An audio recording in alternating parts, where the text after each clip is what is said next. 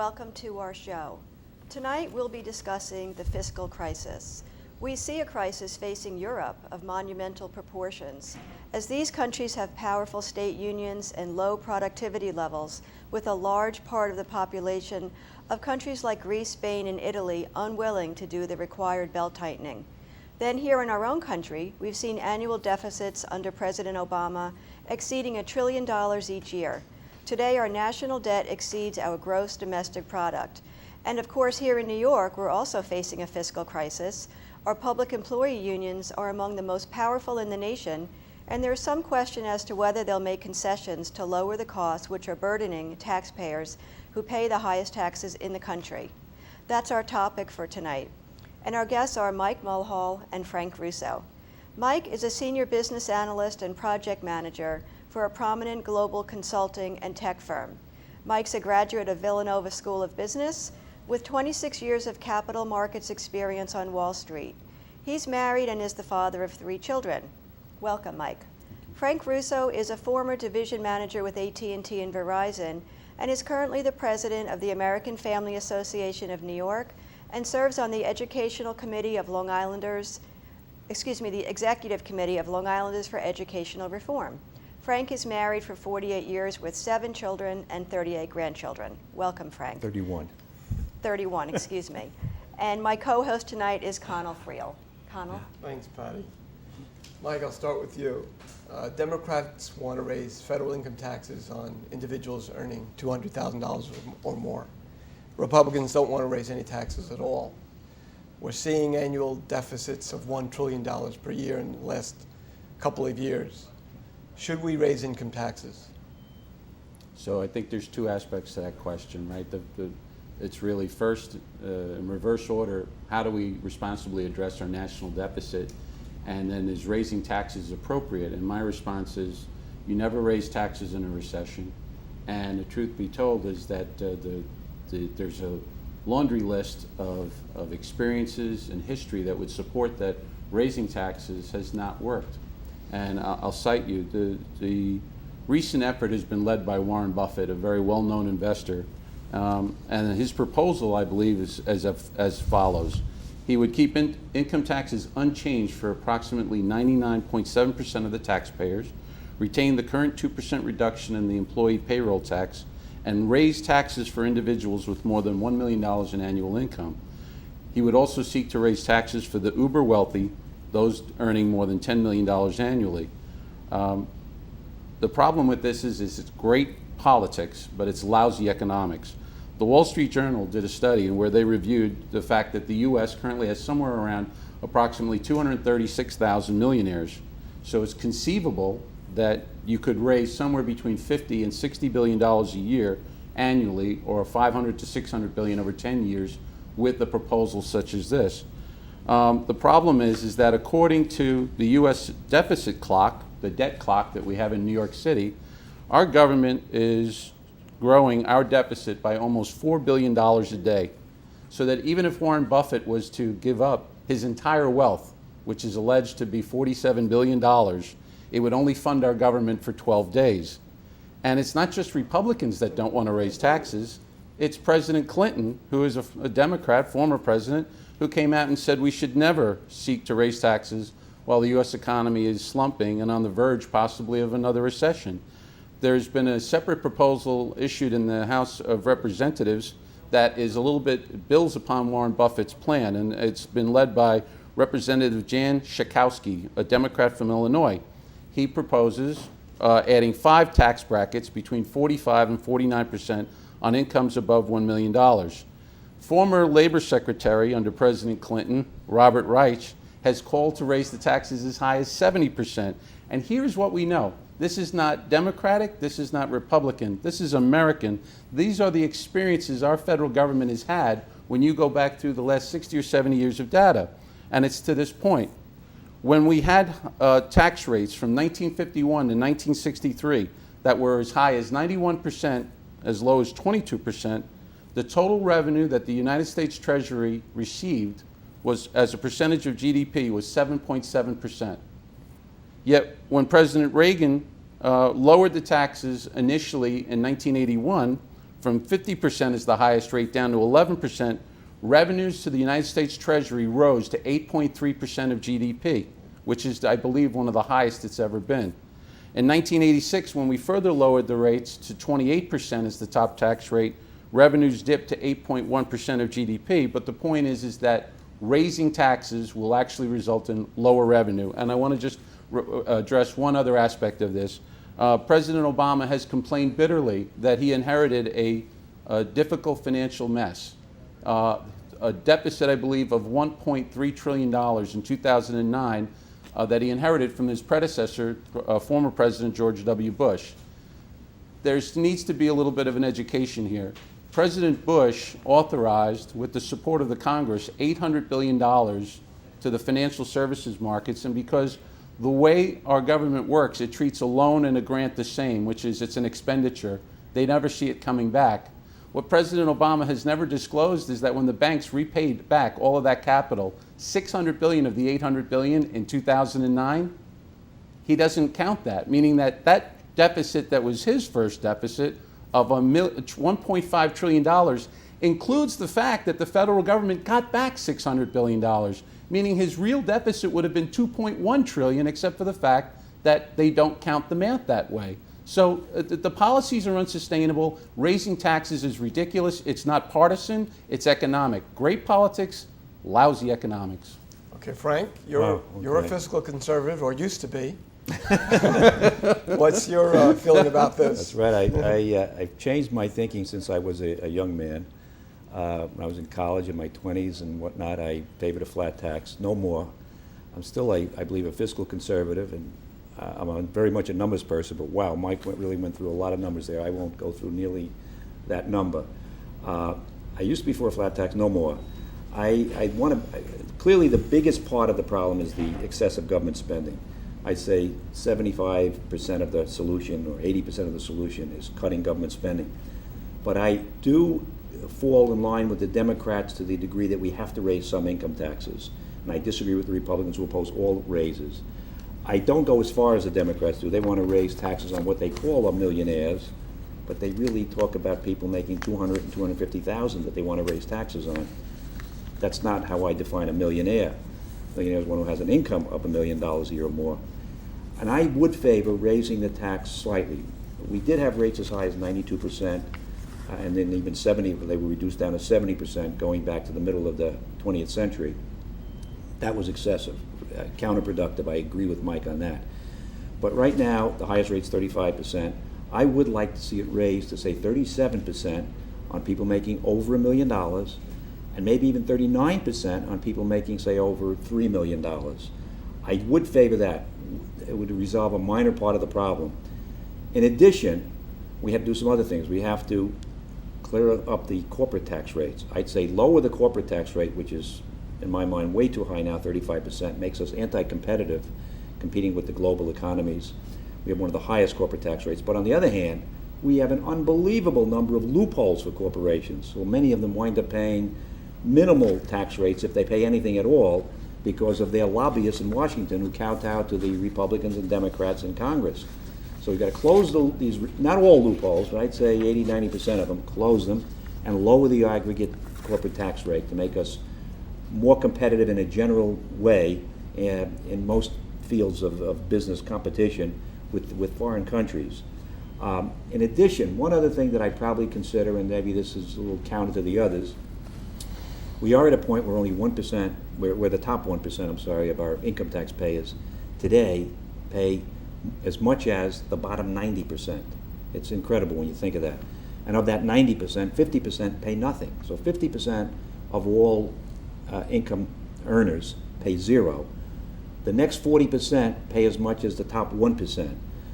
So what that leads to is the bottom 50% for sure, and maybe even the bottom 50% for sure, saying they don't care about government increasing spending and raising taxes because they don't have to pay anything. Doesn't affect their lives. So that leads to a harmful conclusion on their part. So I would also favor, in addition to raising their taxes by 2% and 4% on millionaires, true millionaires, not the millionaires as defined by these exaggerating Democrats, I'd also like to see a minimum tax of 1 or 2% on all incomes above 20,000, let's say, the adjusted gross income before any deductions. And maybe that 1 or 2%, maybe even increase to 3 or 4% if there's a deficit that year. So that would make, instead of maybe 50% of the people paying no income taxes, that would probably reduce it to 20 or 30% at most who pay no income taxes. And you'd see 3/4 of the people at least being impacted by increased government spending, and they'd be more balanced and reasonable in their thinking about government spending. If you know that you're never going to have to pay any more taxes if they increase government spending, you can say, sure, increase the spending and give me more of this or more of that. It doesn't affect me. If you know it's going to impact your tax, even though it might only be from $200 to $400, it's still going to make you think twice. So I would favor that as well. I think it And might make people less likely to seek To entitlements exactly. if they feel that they're contributing in some More way. balanced in their thinking. And the final thing, I know there are some suggestions about eliminating all deductions, like for mortgage interest and charity and for your property taxes and income and state income taxes. I'm not sure about that, but the one area I would not want to eliminate clearly is the charitable deductions. Because it clearly, I mean, if you buy a home and you have a big mortgage, or a second home and you have a mortgage, you know, you're still gonna, this is for yourself, it's something for yourself. A charitable donation is to an organization that is hopefully doing something for low-income people, for poor people, people facing various troubles. I don't want to discourage that. So I would absolutely want to continue the deduction for charitable contributions. Mortgage interest, property taxes, and what that results in, you can deduct property taxes and state income taxes, is states like New York, which have the highest property and income tax combination in the country. In effect, we're being subsidized by the other states who don't pay as much.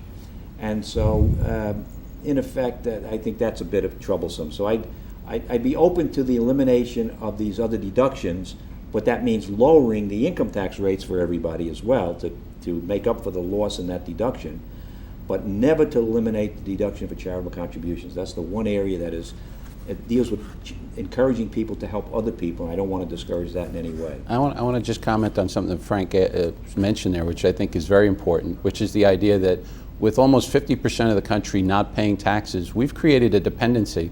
We're creating a segment of society now that believes that there is a free lunch, that there is no cost.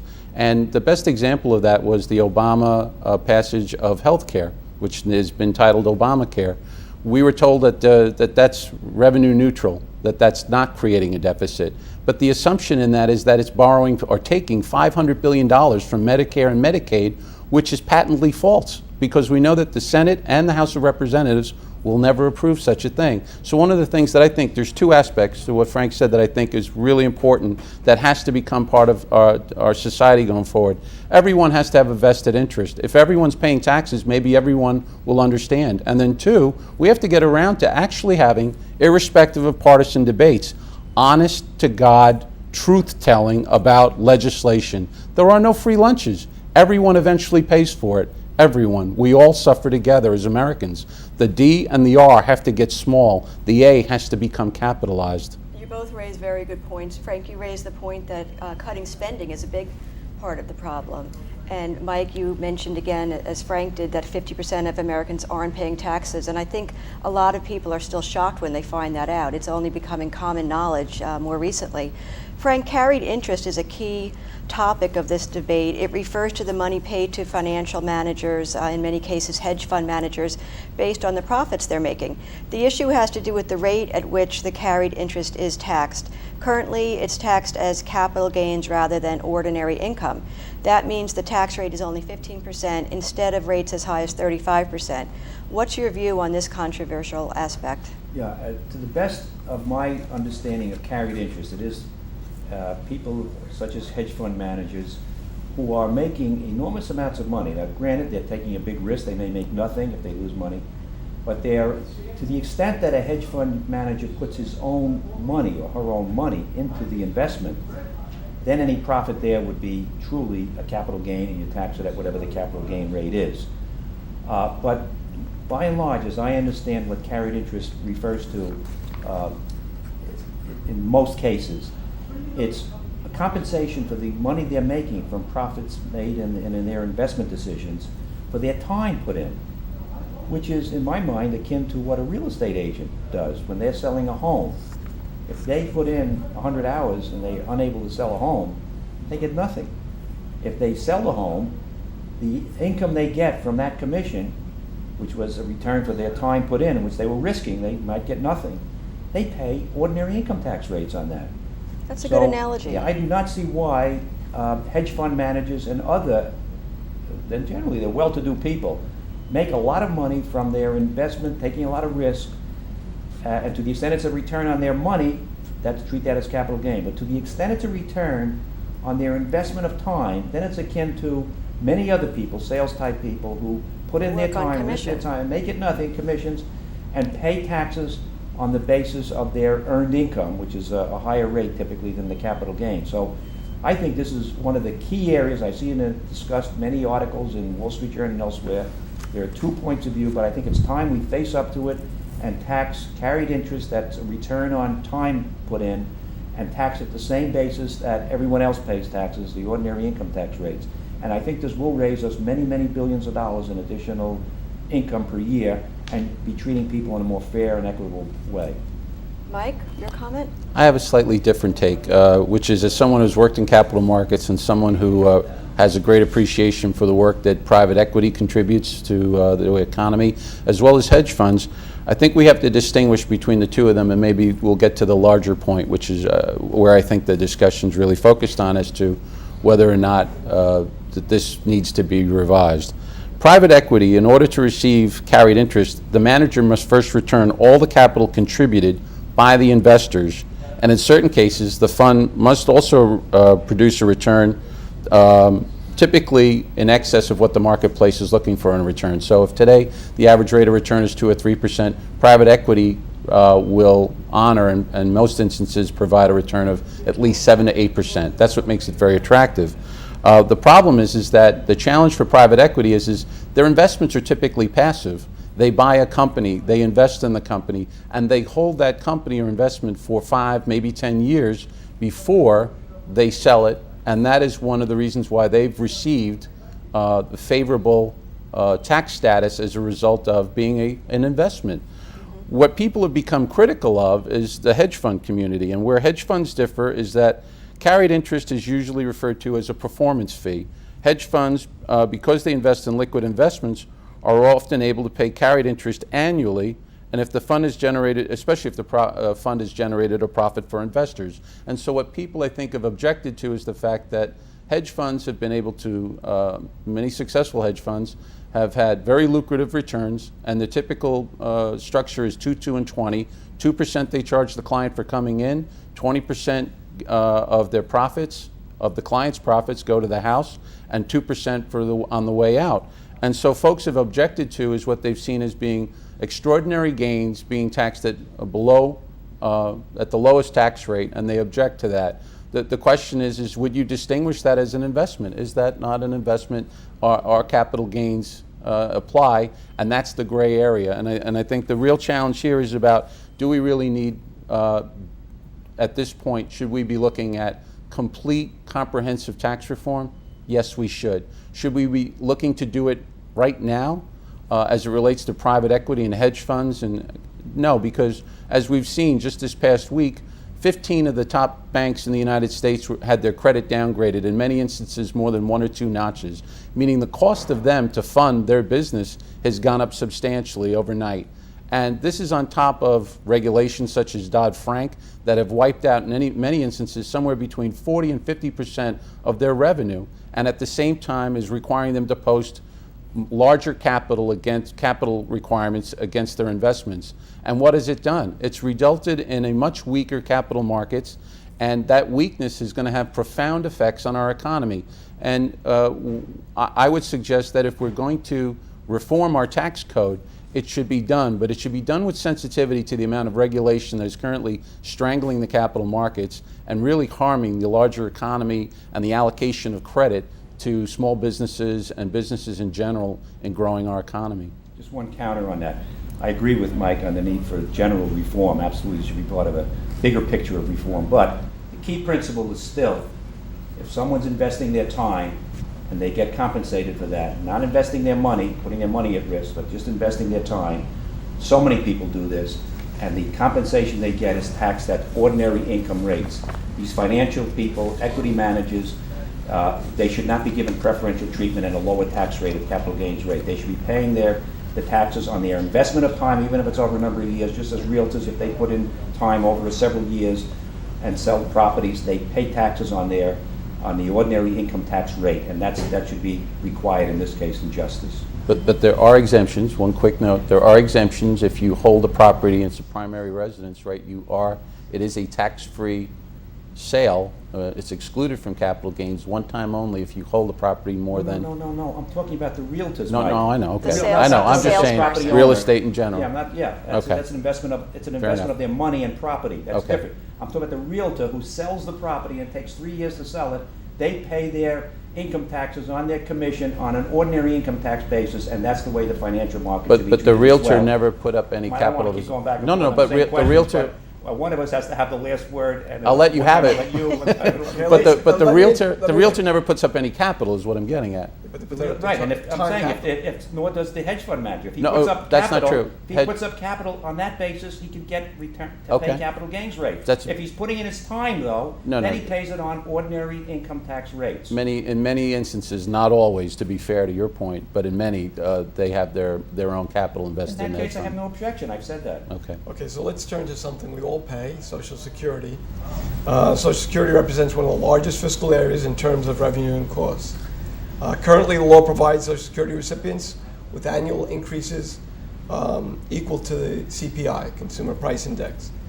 Mike, do you favor any changes in the calculation of Social Security to the recipients? Well, I think at this juncture, as the country's facing a deficit now of $16 trillion, if you were to adjust the Consumer Price Index today, make another adjustment to it so that it was more robust, that it was more inclusive of what the real price of goods and services are, it would be it would lean more towards an inflationary rate and a higher rate, and that would put additional stress and burdens on Social Security as it relates to what the government owes the Social Security fund.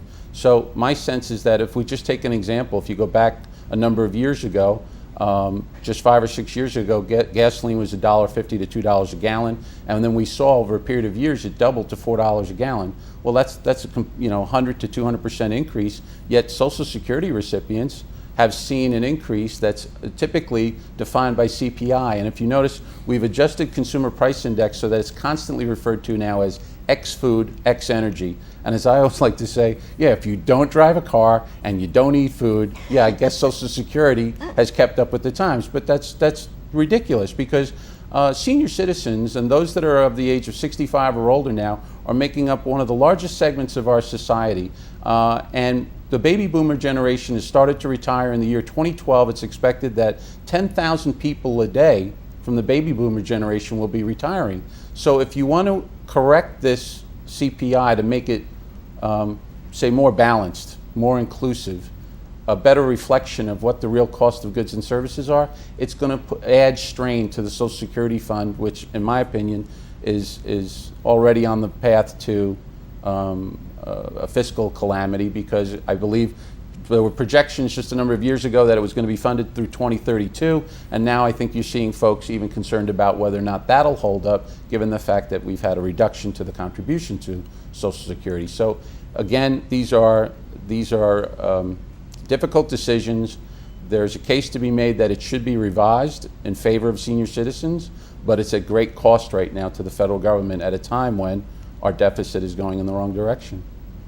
Frank, at the risk of shocking our audience, you're a Social Security recipient. Are you in favor of recalculating? Yeah, I'm not even sure of Mike's answer. He went back and forth. I'm not really certain where I think he was saying he does not want to reduce the rate of increases. The question has to do with Social Security recipients, of which I am one and my wife is one. We get increases every year equal to CPI. There were 2 years back, out of all the years in the history of these increases, only 2 years that there was no increase. But we get increases equal to the CPI, however the CPI is defined. Now, of course, I would love that normally, but we're facing a problem, as Mike said, and I agree. There's a growing deficit facing Social Security reserves. They're going to run out of money down the road a couple of decades from now. Your generation, Mike and Patty and Mike here, Connell, Mike and Patty, all you in a different generation from me. I'm 70, you guys are young kids. And my grandchildren, my 31 grandkids. The system is going to run out of money. What's happened is people are living longer, and there's a problem as a result of this, because that means they got to pay out more. So in fairness, do I want to see a reduction? No, of course not. But in fairness, I think most Social Security recipients, I might exempt those whose aggregate income is below a certain level, below $15,000 a year or something like that, or below $20,000 a year. But for most Social Security recipients, I think the increase that we get every year, equal to the CPI, should be reduced by just 1%. So if the CPI is 3.5%, I say we get 2.5% increase. If it's 2.5%, we get 1.5% increase. So that after 10 years, we will have saved, as I calculated, somewhere between 9 and 10% of the aggregate payouts per year from Social Security, which will continue its survivability for your generation and my grandchildren's generation in a better financially viable way. I'd love it not to have to reduce the increases, but based on the numbers, we can't do this anymore. Mm-hmm. I say exempt the low-income people, but we've got to, I think, make a reduction in the increase. Since you've become such a progressive on taxes, what about means testing it for Warren Buffett and his ilk? Should they even receive Social Security? It's a minor thing. It's a minor part of it. They're going to get peanuts. They're not going to care. I would not penalize them, no, because they're paying into it. It's a return on. And again, people don't even realize it already is. This is another thing. 95%, 99% of the people do not realize that Social Security has a large welfare component in it. Most people don't realize that. They think they're getting back what they put into it. It's all proportional. It's not all proportional. These are rough numbers now. On the first $10,000 of your average pay for 35 years, on the first $10,000 of that average pay, you get 90% back in Social Security. On the next, these are approximate, on the next 40, 45,000, you get 32% back. On anything above 55,000 or so, you get 12% back. So the person who's paying in at the basis of, say, 75,000 average salary pays in 3 times as much as the person who made 25,000, doesn't get 3 times as much in Social Security, gets about 2 times as much. So the return given the low-income earner is much, much higher than the return given the Social Security recipient at the higher levels. So there's a big welfare component already, but in order to, my concern is the future generations. The problem, it's going to go burst unless we lower the output, the money we're paying Social Security recipients. And I'm saying, don't lower anyone's, but lower the rate of increase by just 1% a year. And I just want to clarify, since Frank wasn't sure of my response, I would make the case that the real rate of inflation, that consumer price index is no longer accurately reflecting the rate of inflation.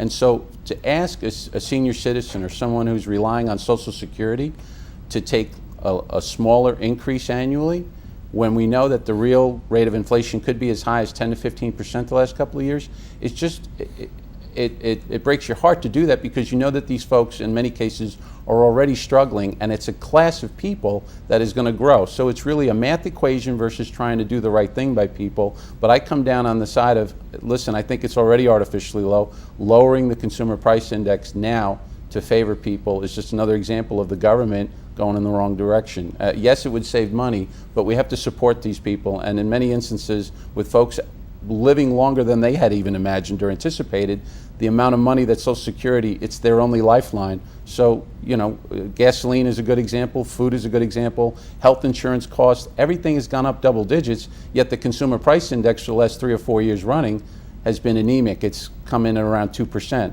So these people are already seeing their purchasing power diminished, and it's one of the reasons, again, that folks are making great political arguments, but they're poor economic arguments, and everything should be focused about how to increase disposable income and how to reboot our economy so that we're generating more tax revenue by putting people back to work and getting the economy up and running again. And a brief comment on that.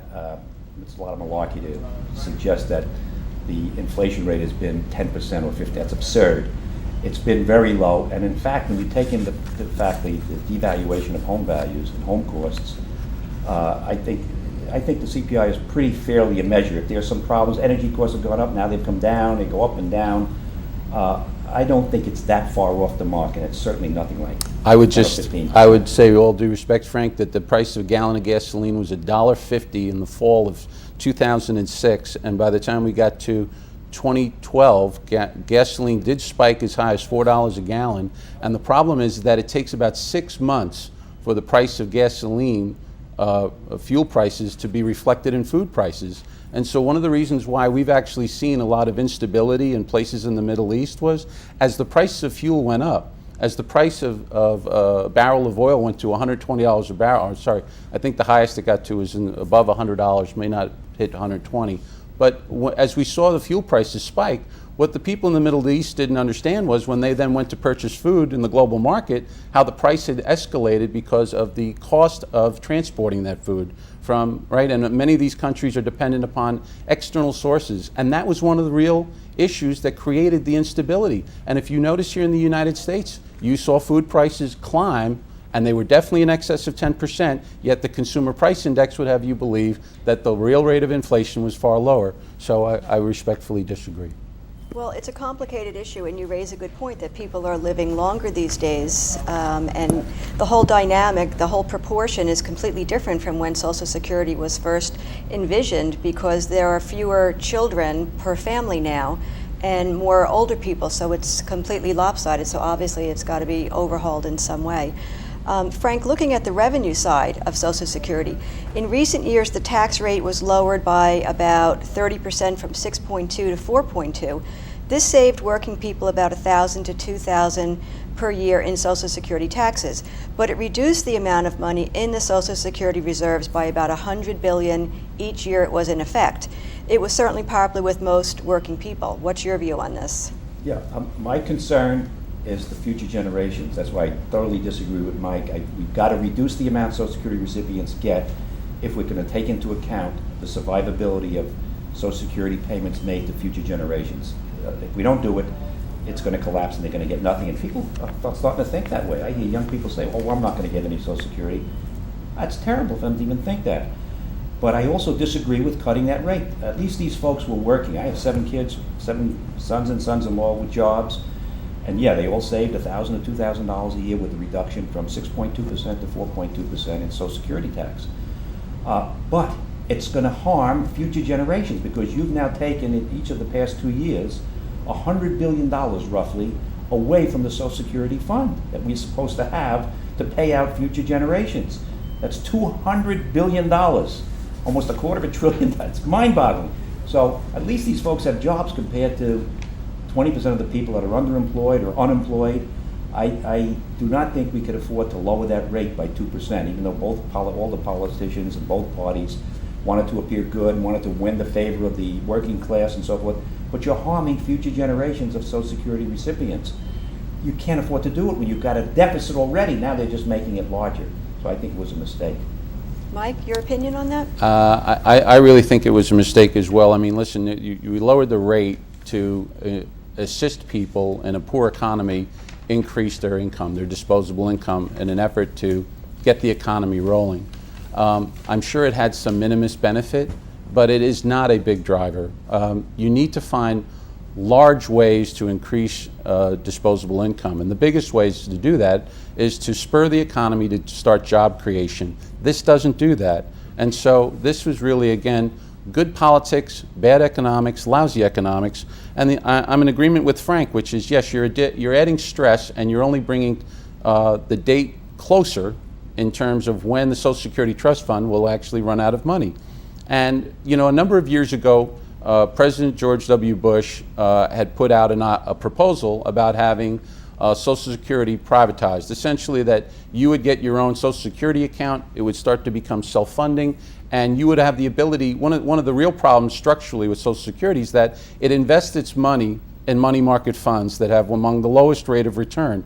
So one of the ideas that I thought was actually sensible, but it was defeated by the marketplace, by the media, and it had a lot of benefits to offer, was that money would have stayed with you. It was portable, it was deedable, it would have been given to your wife or husband or children in the event that you passed away. you would have managed it. You could have put it into investments with financial services firms, had it professionally managed, and maybe gotten a return of 4 or 5%, which is one of the constructive ways of getting the private economy, the private marketplace involved, providing a better return to something that should be a long-term goal for all Americans. And again, that would have been, I thought that would have been constructive and creative. That would have been a way forward. But the way the media and the way, I will say, the Democratic Party criticized that plan and never once saw any of the merit in it, I thought was a disgrace. And if the country is to ever truly solve this problem in terms of, from an economic point of view, we have to start getting away from creating a class of dependencies. We have dependencies writ large now across our society, people who are dependent upon the government for their survival. And we have to get back to figuring out, hey, we have that young man or woman who is educated. We have to get them into the workforce. We have to help them and assist them in terms of becoming a vibrant part of the community. The idea that you are just going to accept Social Security and all of the other perfunctory services that the government provides, we have to change this mindset if we're going to start to address our problems economically in a responsible way. Agreed. Congressman Paul Ryan has some good ideas with Social Security as well. Let's turn to the global marketplace. There's a financial crisis gripping Europe. The euro is in trouble. What's the effect of the European crisis on our economy, Mike? Well, I think since we had our last show, what's happened is the crisis of the euro is now moving into its next phase, and that is dithering has become an Olympic sport by any of these nations that comprise the euro, irrespective of what political leader, for what month, or what party they come from. They've all been, in my opinion, impotent. They've been unable to address the larger issue, which is Europe is now really what the leaders are really discussing behind the scenes, are the fact that they need to figure out a way to integrate their countries on a financial basis. They need to come up with an integrated governance capability. And they're not discussing this because of the fact that the people have already voted and indicated overwhelmingly in Europe that they're against it. And despite that, you have this political class that's still driving them off the cliff. It is the equivalent of, what was that famous movie from a number of years ago, Thelma and Louise, where they drive off the cliff at the very end of the movie. This is what it is watching Europe. Now, the news of watching this, though, is it may take a number of years to have this play out, because each time we appear to hit a crisis for one of these countries, Greece, Italy, Spain, 100 billion in capital shows up, banks get refinanced, and the crisis is forestalled for just another period longer. But we don't have any real, all we're doing is throwing money at it, and you've yet to really see anyone come up with a solution. Now, one of the real problems with the common currency, Connell, is the fact that those 17 countries that comprise the euro, you have some of them doing well, a small amount of them doing well. Germany, to be fair, their economy is doing quite well. But then you have a number of countries, Ireland, Spain, Italy, Greece. Greece, probably the worst among all of them. This is the 5th year of a recession. That these people are on hard economic times. And Mike, why should hard-working German people pay for people in Greece to do nothing? That is a structural flaw that was there from the very beginning. So why would you call for integration? Shouldn't fragmentation be the answer? Well, here's the thing. If you fragment now, after all of these economies have become interdependent, right? You're looking at in my opinion, it's going to be think about it this way, as someone I know put it recently. A divorce between a couple is difficult enough. Imagine being married to 17 people and having a divorce and trying to divvy up whose is what. The whole idea of coming up with the euro was to have the efficiencies for these countries so that from a labor point of view, you could locate your business in one country but in multiple countries and get the benefit of competition. The problem that I was going to point to is structurally is that the common currency is now working from an economic point of view. It is not serving these lesser countries well, because if we went back to the previous set of currencies that they once had, the drachma, the lira, the Deutschmark, right? What would happen is when one economy started to slip into recession, their currency would be devalued, and it would be attractive for capital to come in, for businesses to locate and take advantage of the labor arbitrage and the currency arbitrage and jumpstart that economy. But now because you're on a common currency, well, the currency is still remaining, it's trading, I think, somewhere around 1.25 to $1.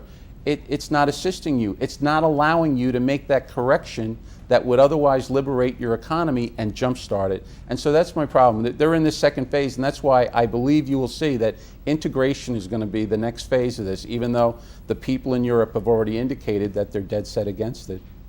Frank, Mike didn't really get, what's the effect on our country? What's the effect of the I European? am very concerned about this, and I don't know that we know fully what the effect is going to be, to the extent that our banks are invested in the euro and in the economies of these European countries. This is looking worse and worse as things go on, and it's very uncertain. What's causing the problem, in my judgment, and I've read a lot of articles on a broad way. I'm not into the intimate details of individual companies in Europe and the individual economy. The broad picture is that the productivity of most Europe, not Germany, as Mike says, there are some exceptions, Norway, a lot of the countries are not having these same problems, but it's what they call the pigs: Portugal, Italy, Ireland, Greece, and Spain. They're in devastating shape, and there are some other small countries as well. But it's productivity. That's the key problem. They're taking so many days off. They're getting so much in benefits. They're government-run unions. They're public unions. We think our unions are bad. Holy smokes! Their unions are harming their country more than our public employee unions are harming us. It's a very low productivity rate. That's, I think, the basis of their problem. By giving people so much time off, early retirement ages, high compensation levels, low performance requirements. You can't fire poor performing people. Their productivity is at the root cause of it. The powerful unions make it difficult to address that problem. Their unions are enormously powerful. What happened in France with the new election of the new head of France, Hollande, I think that's another very, very bad sign. There's an unwillingness to change, unwillingness to cut spending, to make the sacrifices that German people have been making for the past half dozen years. Is he a socialist? Is he going to go the other way? He is a socialist. France is now, and even in Greece now, where the New Democracy Party won an election, there's going to be probably more elections, but they're combining with socialist parties, not with the far left party. But I don't think the people there, by and large, are willing to make the sacrifices that will result in higher productivity for the Greek nation, enabling it to compete more and then to improve its if you want to improve your way of living and your standard of living, you've got to work harder. It means that's what it comes down to. It's a very simple economic principle. And the rules in Europe governing those southern nations are such. I'll give you another example. Tax evasion is another common problem. Enormous tax evasion in Greece and a lot of those southern countries. My wife and I were in Italy in 1989 for our 25th wedding anniversary. Two things I'll never forget that made an impression on me. In Rome one day, we were taking buses traveling to various sites. All of a sudden, the buses stopped running. Without hardly any notice, the union called a strike. The buses just stopped. I knew we had trouble like this in New York City back in the 60s or 70s, but not quite as bad, but close to that. That was one problem. 3 days later, you're not going to believe this, in Florence. My wife and I were told something by our landlady. I thought she was joking. So, Mr. Russo, I just want to let you know, this afternoon, or starting at noon, there's going to be a 6-hour water strike. The public employee union was going to shut off the water for everybody in Florence for 6 hours. Wow. That She is was hard to serious. imagine. Hard to imagine. From that point on, I would not put $2 of investment in any Italian company or anything to do with it. I'd say they're asking for trouble. And I had no idea Greece and Spain and Portugal and Ireland were going in the same direction. It's a very, very serious problem, and it's going to affect us because our banks do invest in the euro, invest in the European countries, the European companies, and our companies invest this way. It's unknown, these precise details, but there's going to be a very devastating effect, not only on us. China is going to be adversely impacted because they're going to lose the ability to sell their products there. We have a serious problem coming up. I don't know how it's going to be successfully addressed, if it can be. Well, Frank, we discussed the idea of raising taxes on high income earners to reduce the budget deficit as one possible solution or partial solution. What else would you suggest? Else do you think would help address the enormous national fiscal crisis? Yeah, and as I hope I said before, I think the raising of revenue through raising taxes should only address a part of it, maybe 20% at the most of the problem. The bulk of the problem has to be addressed through cutting government spending, no question about it. We've got to get Social Security, Medicare, and Medicare much more in line, because the deficit's there. Medicare, They're as I enormous. understand, is the deficit in the $30 to $40 trillion range. Social Security in the $5 to $10 trillion range. The deficit on the amount of money we owe that we promised to Medicare, future Medicare and future Social Security recipients. We're talking in the tens of trillions of dollars. It's that deficit. mind-boggling. Yeah, we've got to start reducing costs. One obvious, simple thing, the obvious one to me, black and white, but the Democrats won't go along with it, is tort reform. Why have I don't have relatives who are doctors. I have one son and one nephew who's a doctor out west, but we've got to address tort reform so that the doctors don't have to worry about paying $150,000 and $200,000 for insurance. Yeah, I mean, I agree. We want to make sure we don't have doctors that are harming people inappropriately and in unreasonable numbers, but it's excessive right now. The lawyers are benefiting to this to an unfair degree. That's putting an enormous cost on all doctors, which obviously then has to be passed on to all patients and to all insurance companies and to Medicare and to Medicaid. We've got to address tort reform. We absolutely need it. The major opponents are the lawyers, the lawyers who sue the doctors, and the Democrats who kowtow to these lawyers. The Democrats here are a big problem. Another, Simpson-Bowles, we've got to consider Simpson-Bowles. Democrat and Republican got together, came up with great plans, difficult to implement. We've got to implement Simpson-Bowles. I think Ryan's plan has got to be given serious consideration. Another area, black and white one, education tax credits. Chuck Schumer, this phony, comes out with a tax credit bill for colleges, for kids to give them to give the parents a tax credit for tuition paid. Great. I wrote him a letter saying, why not extend this to K to 12? This will help elementary school kids and high school kids. That would be huge. Huge. It will save the states enormous amounts of money, because 90% of the private schools are religious schools, which do the job at 1/2 to 1/3 the cost of the public schools. Everybody wins: students, parents, taxpayers. And they do a better job at a lower cost. And especially for minorities, Hispanics, poor blacks, poor whites in the city, they want school choice more than the affluent whites. Chuck Schumer, they write me back a letter, it was gibberish. I write him a second letter. Senator Schumer, why not add to your tax credit bill for colleges K to 12, so that you give more encouragement, encourage competition in education, help low-income parents pick a better school for their kids. And there aren't many things. This is about the only thing I could ever think of where you can help the poor and help taxpayers at the same time. It's a no-brainer. Normally, you want to help the poor, you have to raise taxes and get money from taxpayers. This is one area where you can save the taxpayers money at the same time that you're helping poor parents and low-income children get a better education. Schumer is against it. Why? Because Chuck Schumer puts the teacher unions up here and the poor and the taxpayers down here. Chuck Schumer is the problem. He keeps getting reelected. Government waste. We've got to cut government waste. I'm not going to wait. There's so many things we could go through. Solyndra is probably one of the most prominent examples. $500 million, billion with a B, $500 million that President Obama put into Solyndra. Waste, a total waste. We lost everything. The taxpayers lost everything on this. He shouldn't be making, or the administration, the government, and President Obama shouldn't be making these decisions. Leave this to private investors who put up their own money at risk. Don't put the taxpayers at risk here. Got to cut wasteful spending, and Obama's been the best example of wasteful spending that I've seen in a long time. Well, those ideas you just ran through saved us a few billion right there. Mike, your view on those So, comments? I have a number of ideas that are similar to Frank's, but really much changes the mindset of government, right? First and foremost, we have to recognize that we truly have a deficit.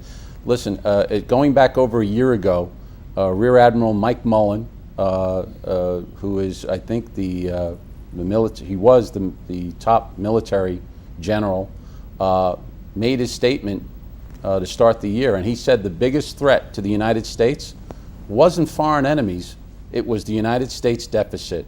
And that's when it stood at 14 trillion. Today it's approaching 16 trillion. Now what Frank said earlier is true. The CBO estimated recently that if you were to take all the future obligations of the United States to our people and put them on the balance sheet, that in present value they would be in excess of $65 trillion. That's not included in the $16 trillion deficit number.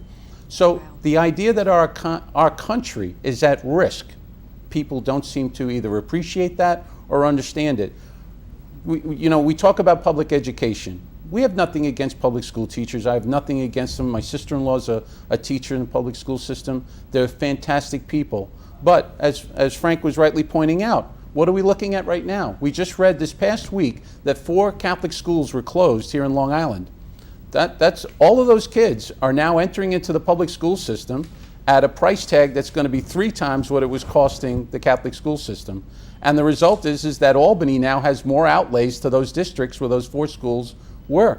And we've been saying this for as many times as we've had shows on this. If the Catholic school system, if the private school system was to shut down, that the cost to New York State would be somewhere between $8 to $10 billion annually for them to pick up. So I don't think people understand where we are at in terms of how bad a crisis this is and what our nation is facing. There are other things that we can do, though, in my opinion, right? First and foremost, the Obama administration, I've been very critical of them. Full disclosure, I am a registered Republican and I didn't vote for the president. He's an enormously likable man, and I think every American would say the following. We were proud when he became president. Whatever background you came from, it was a tremendous moment, especially for those of us that can reach back into our childhood and remember when African Americans sat on the back of a bus where there was still segregation in society. I don't think this country has ever been more proud than to see an African American ascend to the presidency.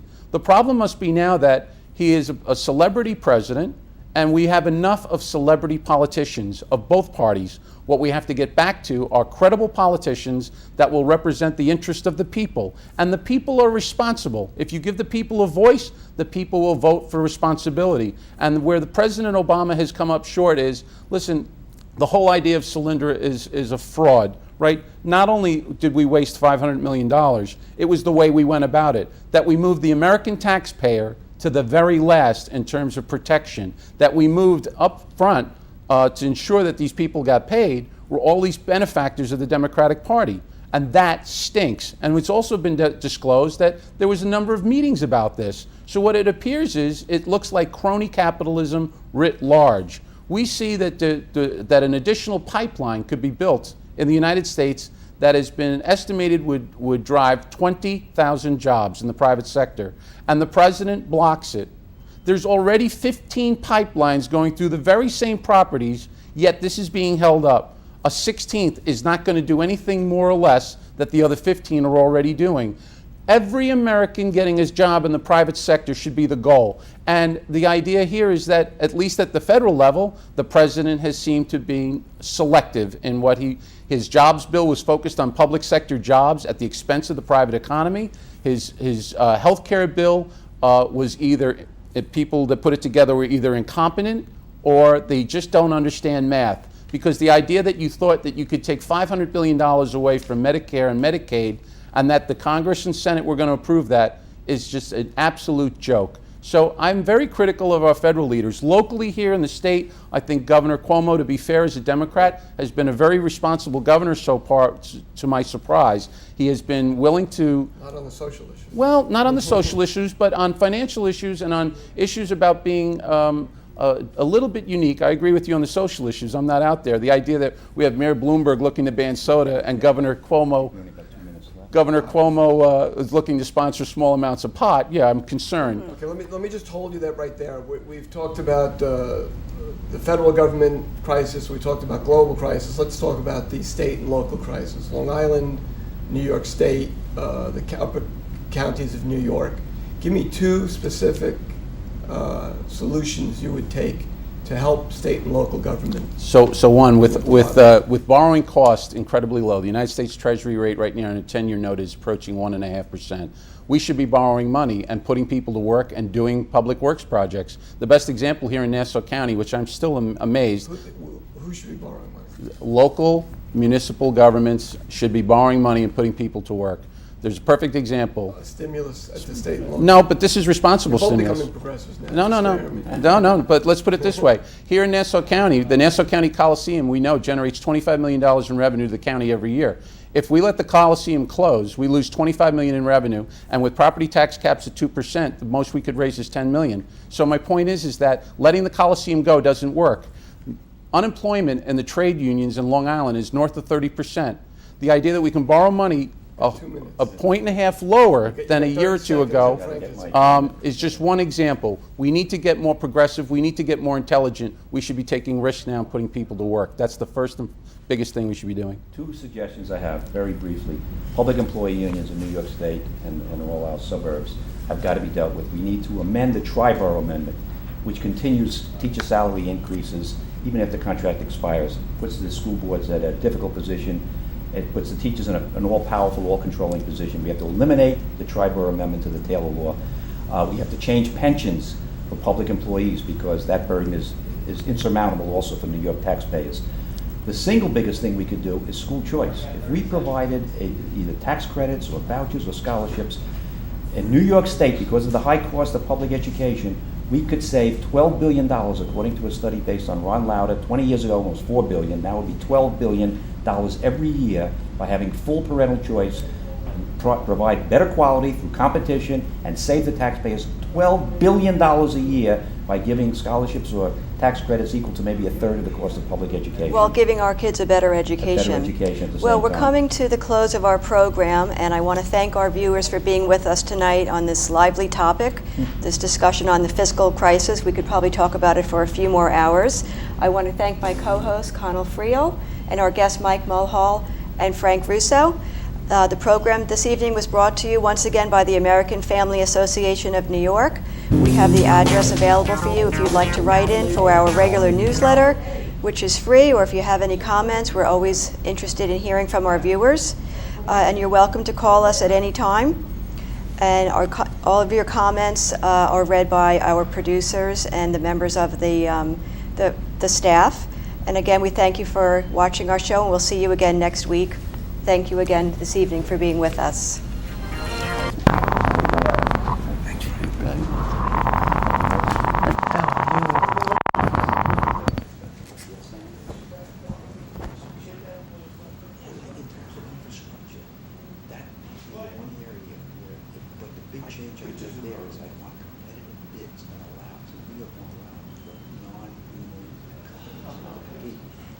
Define the prevailing wage, how they define it, they take the union wage, and that's the prevailing wage. That's what it's like. Important. It sounded like we're spending probably twice as much as we need to.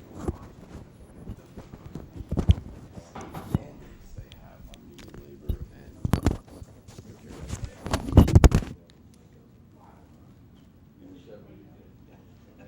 But you didn't say anything that was like running on. It was all important. Yeah, we only, so anyway, we can get that out to cut it off. We got If you went too far, that's good, that's good. We got we call you in if you went too far. barely, yes. Yeah, we had agreed on this beforehand, right? I just say it's okay for you to jump across and grab him by the throat. Yeah, that would have been the more Subtle, that aggressive. would be subtle. The cost of borrowing money has fallen a point and a half since we voted that approval down. Point and a half, that means that instead of costing Nassau County, I think it was gonna cost about $1 million, it's gonna cost about 7%, which was in finance, it cost you $20 million annually. Right now, it's gonna cost 5%, about $22 million, 5.5%. And I said to George, you realize that the metals, the new metal has sold the naming rights to MetLife Insurance for $250 million over 10 years, which means that, and that's not baked in. So I said, that's minimum because there's only 16 events there. So the stadium's name is worth more on the Coliseum because there's 80 events in this. See, if you were telling me this, I want to sit down and take a half an hour and see all your numbers on paper. I don't trust financial people. I don't trust them. No, it's a question of understanding the numbers of what you're saying. I don't understand it. I honestly don't understand. George put it out. And that was when the tech. For public employees, because that burden is is insurmountable also for New York taxpayers. The single biggest thing we could do is school choice. If we provided either tax credits or vouchers or scholarships in New York State, because of the